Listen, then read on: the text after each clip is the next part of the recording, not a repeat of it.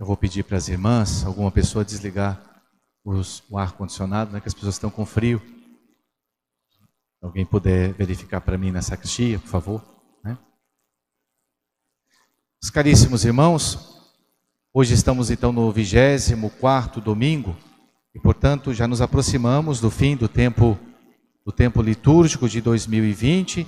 Não é? O último domingo deste mês de novembro será o primeiro domingo do Santo Advento, já tendo em vista o Natal de Nosso Senhor, que já é um novo ano, o ano de 2021. Na verdade, o calendário litúrgico eclesiástico não coincide com o calendário civil, não é? Porque nós temos em vista o ciclo do Natal e, portanto, começamos um pouco antes do término do ano civil.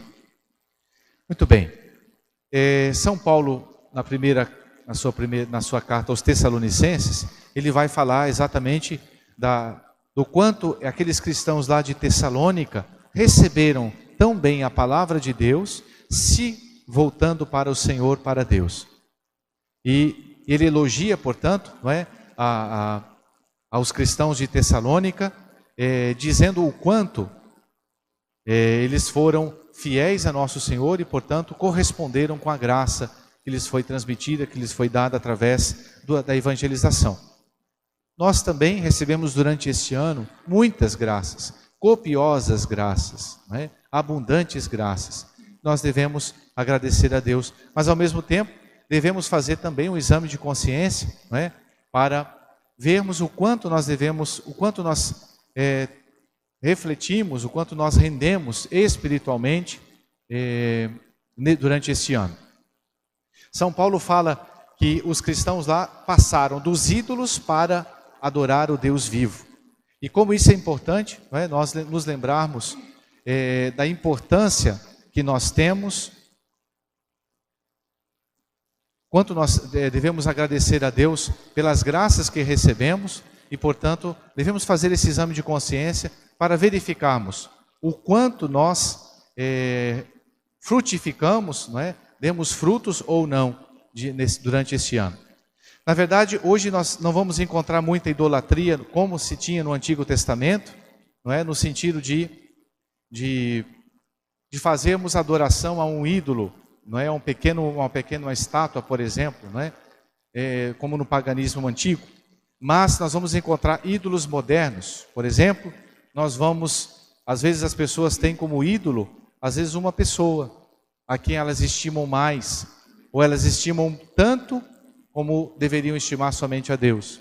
Não é? Se nós colocamos uma pessoa que nós amamos, seja um pai, seja um esposo, seja um filho, e nós estimamos mais do que a Deus, nós estamos cometendo como que uma certa idolatria. Não é? Ou seja, nós estamos tirando a Deus do patamar que é devido a Ele e colocando uma criatura. Ou às vezes fazemos de uma coisa, de um ser criado, um ídolo. De um bem criado, por exemplo, o dinheiro. Né? Buscamos o dinheiro como se fosse um fim e não simplesmente como um meio que pode nos levar para o bem, para praticarmos o bem. Na verdade, as criaturas sempre são meios e não fins. Né? O nosso fim é Deus. Nosso fim último é Deus. Viemos de Deus e voltaremos para Deus. E, sobretudo, depois de dito isso, nós temos de nos lembrar, portanto, a quem ocupa na nossa vida, né, no patamar da nossa existência, o lugar de Deus. Se de fato somos livres para adorar a Deus ou não. Uma coisa muito importante também, o Evangelho nos fala nesse domingo, o Evangelho de São Mateus, nos dá aquela menção, naquela comparação do reino de Deus como uma semente. Aliás, o capítulo 13 de São Mateus indicam bem isso, não é? Fala que o reino dos céus é semelhante a um semeador que saiu semear a sua semente, a parábola do bom semeador. Mas se tiverem a oportunidade de ler durante a semana, ou mesmo hoje o capítulo 13 de São Mateus fala exatamente dessa comparação do reino dos céus com a força de uma semeadura ou da semente. Por quê? Porque Deus nosso Senhor, com a sua graça, é capaz de fazer com que a vida nasça dentro de nós.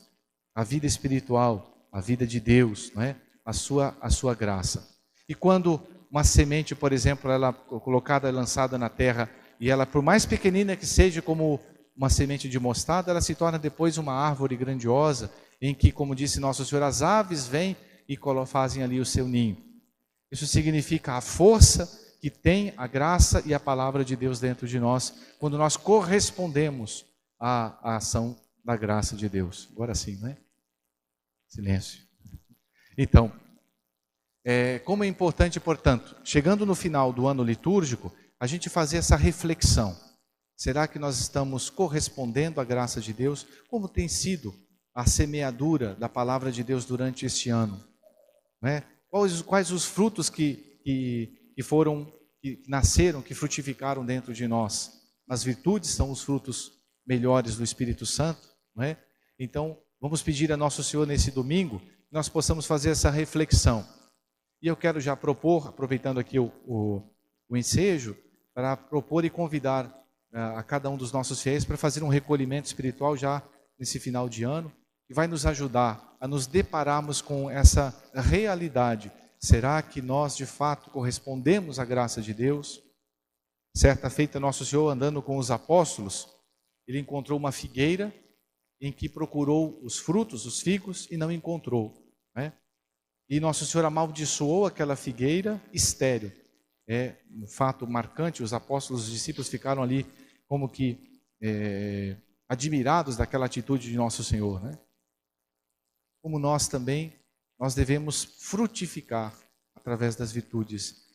A graça de Deus foi derramada com certeza em nós, através das boas palavras, das pregações que ouvimos, das santas missas, das orações, dos bons exemplos com as pessoas que convivemos. Mas qual é o fruto que Nosso Senhor pode tirar, pode colher, né? Pôde colher durante esse ano de cada um de nós? E nesse recolhimento espiritual que vamos fazer na próxima sexta-feira, um dia de afervoramento, vai ser possível a gente refletir melhor sobre isso e também nós fazermos com que esses frutos sejam copiosos, né? Que a graça de Deus possa ser correspondida. É claro que da parte de Deus não falta nada para que a gente possa ser um santo, né? Um cristão perfeito, mas muitas vezes falta a nossa colaboração, a nossa correspondência. Aquela frase de Santo Agostinho, que é tão marcante, ele diz assim: Deus que te criou sem ti, não te salvará sem ti. Então, devemos, é claro, confiar na graça de Deus, mas devemos fazer a nossa parte. É Santo Inácio que diz, não é? Nós devemos fazer tudo como se tudo dependesse de nós, sabendo, tendo a convicção de que tudo depende de Deus, da sua graça, da sua misericórdia. Peçamos a Nosso Senhor que nós possamos dar frutos, não é?